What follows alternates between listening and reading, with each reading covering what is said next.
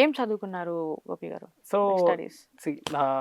Intermediate అయిపోయిన తర్వాత I wrote JEE. So joint entrance examination అంటారు కదా, జేఈ మెయిన్స్ జై మీన్స్ రాసేసి ఐ మీన్ బీఆర్క్ చదవాలి అంటే, బీటెక్ చదవాలి అంటేనేమో యూనిట్ టు ఆప్ట్ ఐఐటీస్ కానీ ఎన్ఐటీస్ కానీ ఇట్లా, లేదు ఆర్కిటెక్చర్ చదవాలి అంటే unit to go for paper 2. So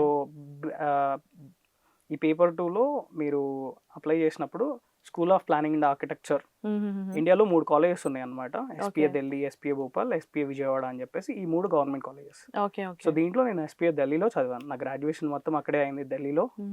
and graduation అయిపోయిన తర్వాత కూడా నేను ఇప్పటిదాకా, I mean for the past ఒక 2 నెలల ముందు దాకా కూడా I'm in Delhi actually. Presently ఏం చేస్తున్నారు మీరు? సో కరెంట్గా ప్రాక్టీస్ చేస్తున్నాను. So I'm an architect and also moulding my whole passion and profession towards to agritecture. నేను ఈ అగ్రిటెక్చర్ వైపు నేను ఒక స్కోప్ ని క్రియేట్ చేయాలనుకుంటున్నాను అండ్ ఉన్న స్కోప్ ని ఇంట్రడ్యూస్ చేయాలనుకుంటున్నాను ఇండియాలో.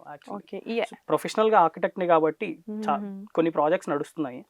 So I own A company, A access అనే ఒక కంపెనీకి నేను సిఇఓ అని ఎట్ దిస్ మూమెంట్. సో ఇది ఒక స్టార్ట్అప్ అనే చెప్పుకోవచ్చు యాక్చువల్లీ. అసలు చిన్నప్పటి నుంచి మీరు అసలు ఏం అవుదాం అనుకున్నారు? సో చిన్నప్పటి నుంచి అంటే 10th క్లాస్ నాకు అంటే బాగా గుర్తుంది యాక్చువల్లీ. ఊర్లో ఫస్ట్ స్మార్ట్ ఫోన్ నాది.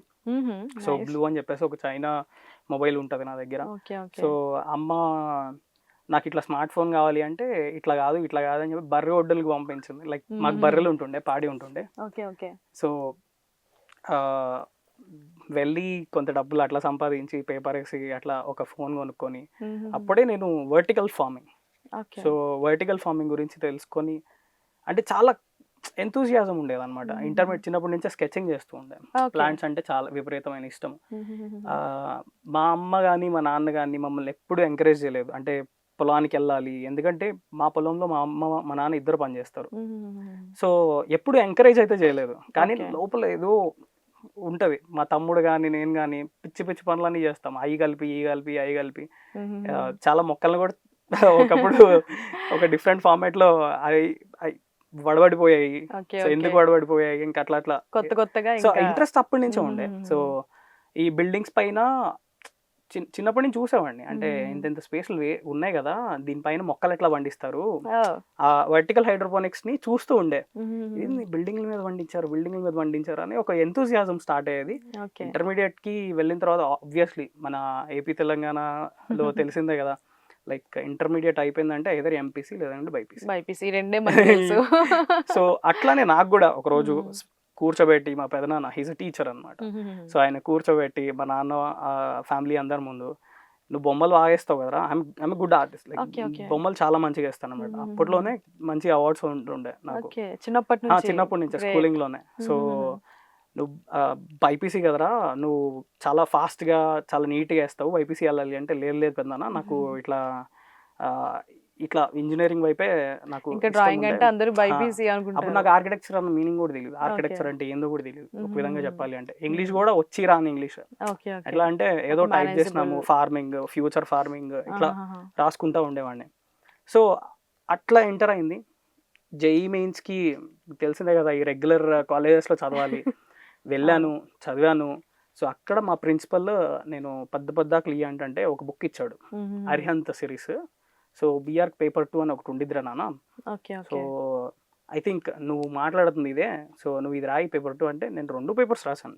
జేఈ మెయిన్స్ పేపర్ 1 ఐఐటి కోసం రాశాను, జేఈ మెయిన్స్ పేపర్ 2 ఆర్కిటెక్చర్ కోసం రాశాను. అప్పుడు ఎస్పీఎల్ అంటే తెలియదు, ఆర్కిటెక్చర్ కాలేజ్ వస్తుంది, ఐఐటిలో ఆర్కిటెక్చర్ ఉండిద్ది అని. సో నీట్గా ఎగ్జామ్స్ అయిపోయాయి, అంతా బాగానే ఉంది, ఖచ్చితంగా సీట్ వస్తుంది అనే టయానికి like IIT architecture aptitude test అని ఒకటి ఉంటుంది. ఐఐటిలో నువ్వు బీఆర్క్ చేయాలి అంటే ఖచ్చితంగా ఐఐటి స్కోర్తో పాటు అడ్వాన్స్ స్కోర్తో పాటు మీకు ఏఐటి కూడా ఉండాలి. ఈ విషయం మనకి ఎక్కడ తెలుస్తుంది, అసలు ఆప్షన్స్ పెట్టుకోవడమే సరిగ్గా రాదు.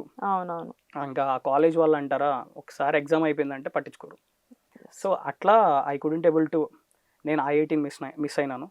సో అప్పుడు మళ్ళీ అప్పటికప్పుడు స్కెచ్ బుక్ పట్టుకొని ఇంట్లో పెద్ద గొడవాడి హైదరాబాద్ వచ్చి కలర్స్ అకాడమీలో నేను సార్ దగ్గరికి పోయి, సార్ ఇది సార్ నేను బొమ్మలు వాయిస్తాను సార్, నాకు ఇక్కడ ఆర్కిటెక్చర్ చదువుకోవాలని అంటే, దాట్స్ వేర్ ఈ సెట్కి లైక్ అరే నాటా అని ఒకటి ఉండిద్ది, national aptitude test in architecture. So sir నా దగ్గర డబ్బులు కూడా లేవు అంటే ఆయనే నన్ను ఒక రూమ్లో పెట్టాడు. ఓకే సో అక్కడే ఉండి 3 రోజుల తర్వాత ఎగ్జామ్ రాసిన.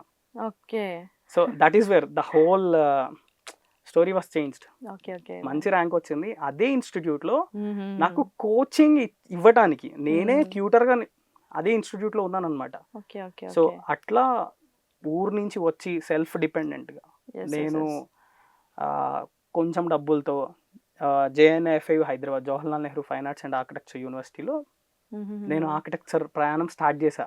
గ్రేట్. సో అక్కడ ఉండి చాలా యాక్టివిస్ట్ అండి ఒక విధంగా చెప్పాలి అంటే. నాకు అందరితో ఇంటరాక్ట్ అవ్వాలి అని ఒక చాలా ఎంతూజియాజం ఎక్కువ ఉండేది. సో అక్కడి నుంచి ఫ్యాకల్టీ బుర్రలు తినేవాడిని. ఎల్సా మ్యామ్, హర్షిత మ్యామ్ అని డౌట్స్ కాదు మ్యామ్. ఇంకా వచ్చేసాను కదా, కాలేజ్లోకి ఎంటర్ అయ్యాను, ఆర్కిటెక్చర్లోకి ఎంటర్ అయ్యాను. నాకు చాలా కోరికలు ఉండే కదా, వర్టికల్ ఫార్మింగ్ మ్యామ్ ఇట్లా ఎట్లా రైజ్ చేస్తాము. అప్పట్లో ల్యాండ్స్కేపింగ్ అంటారు యూజువల్లీ, ఫ్యాకల్టీస్ కూడా తెలుసు నేనేం మాట్లాడుతున్నాను అంటే ల్యాండ్స్కేపింగ్, గ్రీన్ స్కిన్స్ అని.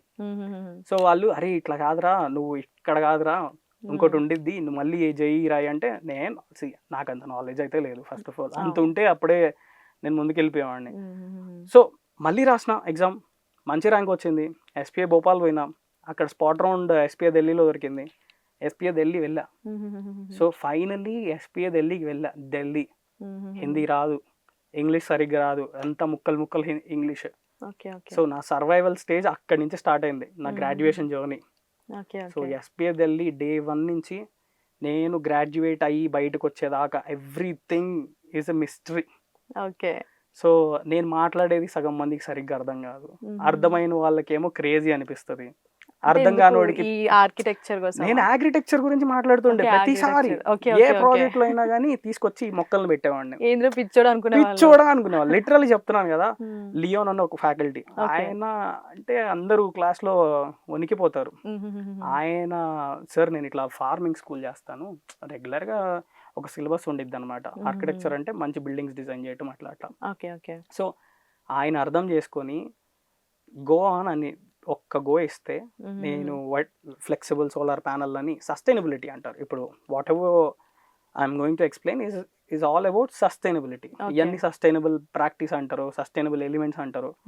Flexible solar panels, wind shutters, ఇంకా పోతే వర్టికల్ గ్రిడ్. వర్టికల్ గ్రిడ్ లో అంటే మీ స్కిన్ ఇప్పుడు నార్మల్ గా భూమి చదరంగా ఉంటుంది కదా, ఇక్కడ మనం మొక్కలు వేసుకుంటాం. అదే బిల్డింగ్ ఎలివేషన్స్ మీదకి వెళ్తే, సో ఇప్పుడు మీరు చూస్తున్నారు నార్మల్గా స్కిన్ అంటారు, గ్రీన్ స్కిన్స్ అంటారు. సో ఇవి నేను ఫ్యాకల్టీకి చెప్పడం ఒక లెక్క అయితే, అవి ప్రాక్టికల్గా ఒక 22,000 రూపాయలు పెట్టి మోడల్ చేసాం. ఓకే.